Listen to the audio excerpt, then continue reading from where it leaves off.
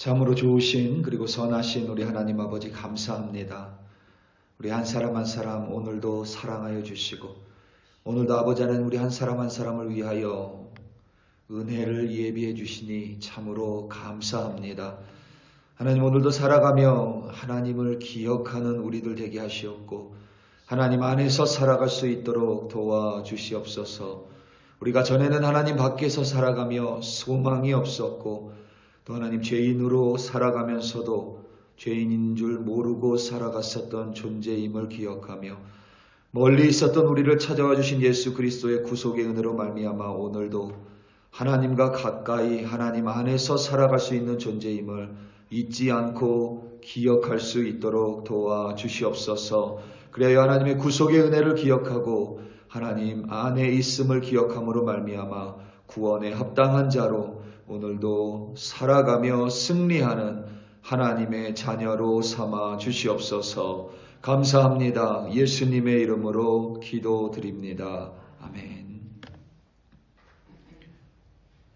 에베소서 2장 11절에서부터 22절 말씀으로 주의 말씀을 증거합니다. 우리 다 함께 보시겠습니다. 능력받는 새벽기도, 응답받는 새벽기도, 성령과 함께하는 새벽기도. 할렐루야. 아멘. 하나님께서 인간에게 많은 복을 주셨습니다. 그 많은 복들 중에 하나는 망각의 복입니다. 시간이 지나며 우리는 과거의 일들을 잊어버립니다. 잊어버릴 수 있음이 인간에게 분명히 유익합니다. 만약 우리가 절대 잊지 않는 존재여서 과거의 모든 일들을 세세하게 기억한다면 우리는 아마 모두 정신 이상자가 될 것임에 틀림없습니다. 시간이 흐르면서 과거의 일들은 점점 희미해져 갑니다. 이는 자연스러운 현상입니다. 우리가 원치 않아도 과거의 일들이 잊혀지기 마련입니다. 그런데 우리는 잊혀지는 이 자연스러운 현상 속에서 잊지 말아야 할 것을 반드시 붙들고 있어야만 합니다. 사자성어 중에 갑골난방이라는 말이 있습니다. 과거에 자신이 입은 은혜를 뼛속에 새겨서라도 절대 잊지 말라는 교훈입니다. 사람이 죽어도 뼈는 남듯이 죽어서도 절대 잊지 말라는 뜻입니다. 과거를 잊을 수밖에 없기 때문에 또 과거가 잊혀질 수밖에 없는 존재이기 때문에 과거의 은혜를 잊지 않기 위해서는 뼈를 깎는 노력이 필요하다고 해석할 수도 있는 말입니다. 이처럼 우리가 잊어야 하는 잊혀지는 과거가 있고 절대 잊지 말아야 할 과거가 있습니다. 뿐만 아니라 현재를 살아가면서 또한 잊지 말아야 할 점이 있습니다. 바울 사도는 에베소 교회의 성도들에게 보내는 편지에서 그들에게 자신이 어떤 존재였는지를 절대 잊지 말고 기억하라고 신신당부합니다. 오늘 말씀 11절에서부터 13절입니다. 그러므로 생각하라. 너희는 그때의 육체로는 이방인이요 손으로 육체에 행한 할례를 받은 무리라 칭하는 자들로부터 할례를 받지 않은 무리라 칭함을 받은 자들이라. 그때의 너희는 그리스도 밖에 있었고 이스라엘 나라 밖의 사람이라. 약속의 언약들에 대하여는 외인이요 세상에서 소망이 없고 하나님도 없는 자이더니 이제는 전에 멀리 있던 너희가 그리스도 예수 안에서 그리스도의 피로 가까워졌느니라. 아멘. 우리는 종종 과거의 모습을 잊을 수밖에 없고 또는 과거의 내 모습을 잊고 싶어 합니다. 그것이 전혀 이상하지는 않습니다. 우리 과거에는 영광스러운 순간이나 성공의 기쁨만 있지 않습니다. 과거에는 부끄러움도 있고 창피함과 실수도 있으며 우리의 뼈아픈 실패도 있습니다. 때로는 아픔도 있고 상처도 있습니다. 그러한 것들을 우리는 잊고 싶어 합니다. 그리고 시간이 지나며 절로 잊혀지기도 합니다. 종종 시간이 약이다라는 말을 하거나 들을 때가 있습니다. 우리는 그와 같이 시간이 지나면 그러한 것들이 잊혀지기에 그때 마치 시간이 약인 것처럼 말을 하고 듣습니다. 과거에 어떤 것들이 잊혀지는 것은 이처럼 분명히 우리에게 유익함이 있습니다. 하지만 그와 반대의 경우도 있음을 우리는 꼭 기억해야만 합니다. 바울 사도는 지금 에베소 교회의 성도들에게 과거에 그들이 어떤 존재였는지를 기억하라고 단언합니다. 11절에서 우리말 그러므로 생각하라로 번역된 헬라어는 무네오 뉴에테입니다. 이 단어의 본뜻이 기억하다입니다. 영어 성경은 그래서 기억하다를 의미하는 remember로 다 번역을 합니다. 바울 사도는 에베소 교회의 거룩한 자들, 성도들이 과거에 그리스도 밖에 있었음을 기억하라고 역설합니다. 약속의 언약들에 대해서 외인이었고 세상에서 살며 세상 안에서 살아가며 소망이 없었으며 하나님이 없었던 자들임을 기억하라고 당부합니다. 외인이라 함은 그 자리에 그 속에 속하지 않은 사람을 뜻합니다. 우리가 외인이라는 말을 어디에서 자주 사용하냐면 사극을 보면 궁궐 안에 사는 사람들이 있습니다. 이들을 내인이라고 말합니다. 궁궐 안에 사는 내시나 시녀들이나 혹은 궁궐 안에서 살면서 바깥 세상에 나가지 않는 사람들, 궁궐에 속한 사람들을 내인이라고 하고 그 외에 궁궐 안에 속하지 않은 사람을 우리말로 흔히 외인이라고 부릅니다. 에베소 교회의 이방인들을 향해서 바울 사도는 그들이 하나님 안에 있었던 내인이 아니라 하나님 밖에 있었던 외인이었음을 꼭 기억하라고 말합니다. 에베소 교회는 이방인들이 주축을 이룬 교회입니다. 바울 사도는 이방인이었던 그들의 외인이었던 그들의 과거의 모습을 잊지 말라고 말합니다. 중요한 점은 과거의 부끄러운 모습만을 기억하라는 것이 절대 아닙니다. 자신들이 그리스도 밖에 있었고 하나님 나라와는 무관한 외인이었음만을 기억하라는 것이 아닙니다.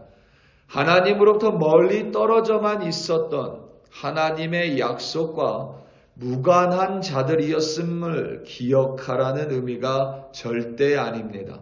그와 동시에 자신이 어떤 존재였는지 기억함과 동시에 예수께서 멀리 떨어져 있었던 외인이었던 자신들을 찾아왔음을 기억하라는 의미입니다. 에베소의 성도들이 아직 하나님을 몰랐을 때에 하나님께서는 그들을 위해 바울 사도를 준비시키셨습니다. 그리고 멀리 있었던 그들에게 하나님은 바울 사도를 친히 보내셨습니다. 바울 사도를 통하여 예수 그리스도를 전달했고 멀리 있었던 그들에게 하나님께서는 바울 사도를 통하여 은혜와 믿음을 그들에게 선물로 건네주셨습니다. 예수님께서 그들을 친히 찾아가셨음을 그들은 잊지 말고 반드시 기억해야만 합니다. 과거에 있었던 이 두 가지 사실 중에 하나만 기억하면 그들의 현재 모습이 삐뚤어져 버립니다. 과거에 자신이 얼마나 형편없었던 죄인이었는지 기억할수록 하나님의 구속의 은혜는 점점 커져갑니다. 하나님의 말씀 속에서 자신이 얼마나 하나님으로부터 멀리 떨어져 있었던 존재였는지 기억해내면 기억할수록 멀리에 있었던 자신을 친히 찾아와 주신 주님이 얼마나 소중하고 귀한 분이신지 깨닫게 됩니다. 사람은 이 상에서 마치 자신이 대단히 괜찮은 존재라 여기며 살아갑니다. 신앙생활을 하다 보면 처음에는 안 그랬는데 어느 순간부터 자신은 원래부터 제법 의로웠었던 존재였다고 생각을 하게 됩니다. 그런 생각이 찾아오면 그때부터 마음이 높아집니다. 그리고 높아진 마음으로 자신보다 아래에 밑에 있다고 여기는 사람들을 판단하며 살아갑니다. 심지어 마음이 높아졌기 때문에 자신을 하나님과 같은 위치에 두고는 하나님을 판단하고 재기 시작합니다. 누가복음에 기록된 탕자의 형과 같은 존재가 되고 유대인이나 바리새인과 같은 존재가 되어 버립니다. 그때부터 하나님의 구속의 은혜도 점점 희미해지고 점점 사라져 버립니다. 바울 사도는 그와 반대였습니다. 하나님을 알면 알수록 그리스도 예수 안에서 거하는 연수가 늘어날수록 바울 사도는 자신이 얼마나 형편없었던 존재였었고 자신이 얼마나 멀리 하나님 나라로부터 떨어져 있었던 외인이었음을 오히려 더 분명히 기억하고 분명히 깨달았습니다. 바울이 디모데에게 자신이 죄인 중에 괴수라고 말을 했는데 그것이 바울 사도가 예수를 만난 직후가 아니라 오히려 그 예수를 전하며 지난 30년 동안 살아가며 순교하기 불과 2, 3년 전의 고백입니다. 그에게 하나님의 은혜는 매 순간 커져갔을 뿐만 아니라 이 세상을 떠날 때까지도 단 한순간도 하나님의 은혜는 바울 안에서 사그라들지 않았고 오히려 점점 더 커져갔습니다. 우리도 과거에 우리가 어떤 존재였는지 얼마나 하나님으로부터 멀리 떨어져 있었는지 절대 잊지 말아야만 합니다. 그리하여 하나님께서 나 같은 자를 만나기 위하여 나를 오라 하신 것이 아니라 내가 있었던 곳에 피 묻은 발로 친히 찾아와 주셨고 피 묻은 손으로 우리 주님께서 친히 나를 끄집어내 주시는 구원의 은혜를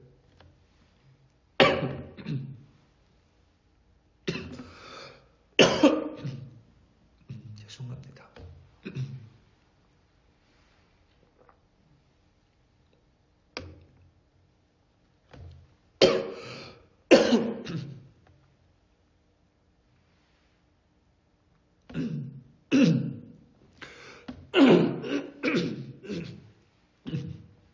죄송합니다. 우리는 우리가 과거에 어떤 존재였는지 얼마나 하나님으로부터 멀리 떨어져 있었는지 절대 잊지 말아야만 합니다. 그리하여 나 같은 자를 만나 주시기 위하여 우리 주님께서 내가 있었던 곳으로 피 묻은 발로 걸으셔서 친히 찾아와 주시고 피 묻은 손으로 친히 나를 끄집어내 주시는 구원의 은혜를 베풀어 주셨음을 반드시 잊지 않고 기억하시기를 간절히 기도합니다. 그리하여 우리는 이제 그리스도 안에서 오늘을 살아가는 자임을 반드시 또한 기억하시기 바랍니다. 19절부터 22절입니다. 그러므로 이제부터 너희는 외인도 아니요 나그네도 아니요 오직 성도들과 동일한 시민이요 하나님의 권속이라. 너희는 사도들과 선지자들의 터 위에 세우심을 입은 자라. 그리스도 예수께서 친히 모퉁이돌 되셨느니라.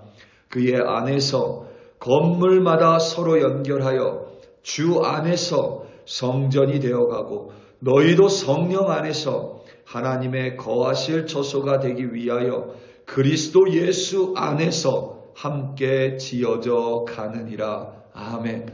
이 19절에서부터 22절에 가장 중요한 단어는 여러분 안에서입니다. 안에서. 그의 안에서, 주 안에서, 성령 안에서, 그리스도 예수 안에서 살아가기 때문에 우리는 이제 외인도 아니고 나그네도 아니고 성도이고 하나님의 가족이며 서로 화평할 뿐만 아니라 하나님과 화평함으로 이 세상을 살아가는 자들이 된 것입니다. 우리 사랑하는 성도 여러분, 오늘 하루 살아가며 하나님 안에서 살아가는 자임을 반드시 기억하시기 바랍니다. 하나님 안에서 살아가기 때문에 우리는 과거의 모습을 기억하고 구속의 은혜를 기억하지만 동시에 하나님 안에서 살아가는 하나님의 백성의 합당한 자들로 화평을 이루며 살아가는 주의 백성입니다. 오늘도 그와 같은 사실을 기억함으로 말미암아 승리하는 여러분들이 되시기를 예수님의 이름으로 축원합니다. 다 함께 기도하시겠습니다. 우리 이 시간 함께 기도할 때에 다음 주에 있을 콜로라도 스프링스 교역자 협의회 연합 부흥회를 위하여 우리 합심하여 기도하겠습니다. 특별히 부흥회에 오시는 강사님, 김기동 목사님의 영육간의 강건함을 붙들어 주시고 또 팬데믹 이후에 이 자리에 함께하는 연합 부흥회를 통하여 그리스도인들이 함께 화합하는 자리 되게 해달라고 다 함께 주여 한번 부르시고 합심하여 기도합니다. 주여 할렐루야 할렐루야. 하나님 아버지 감사합니다. 오늘도 우리 한 사람 한 사람 세워주시고 하나님 안에서 살아가는 존재임을 기억하게 하시니 참으로 감사합니다. 하나님 안으로 들어오기 위하여 우리가 하나님으로부터 멀리 떨어져 있었던 죄인이었음을 기억하고 우리를 직접 찾아와 주신 하나님의 구속의 은혜를 기억함으로 말미암아 하나님 안에서 살아가는 것이 주 안에서 살아가는 것이 그리스도 예수 안에서 살아가는 것이 얼마나 큰 은혜인지 기억하며 살아갈 수 있도록 도와주시옵소서. 그리하여 하나님 안에서 하나님의 백성이 합당한 모습으로 화평을 이루며 살아가는 우리들로 세워주시옵소서. 아버지 하나님 다음 주에 있을 콜로라도 스프링스 연합 부흥회를 위하여 간절히 기도하며 나아갑니다. 김기도 목사님 하나님 붙들어 주시옵고 특별히 전하는 말씀 가운데 하나님의 은혜와 능력 베풀어 주사 그 자리에 모이는 모든 이들이 하나님 안에서 주의 말씀 안에 우리가 깨어지게 하시고 그 말씀으로 다시금 빚어질 수 있도록 하나님 우리 목사님 붙들어 사용하여 주시옵소서. 특별히 아버지 하나님 팬데믹 이후에 함께 모여 예배하는 부흥회 가운데 우리 그리스도인들이 연합할 수 있도록 도와주시고 그리하여 콜로라도 스프링스를 변화시키는 우리 한 사람 한 사람으로 세워주시옵고 교회들로 이끌어 주시옵소서. 할렐루야 할렐루야. 감사합니다. 주여 감사합니다.